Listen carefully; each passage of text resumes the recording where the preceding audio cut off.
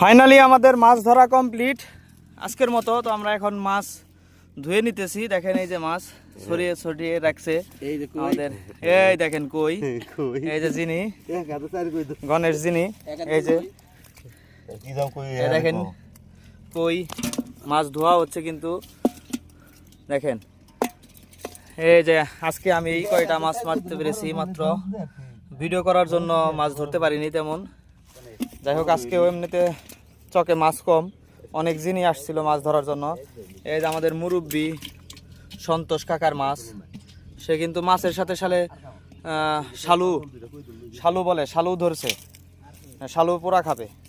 এই যে বাতিজা সাগর একবারে জিগল ধরছে। এই দেখেন, ও সাগর এই খেতে এনে পোষাইছ। আর মেসি নেইমার খ্যাত এখনো মাছ ধরতেছে।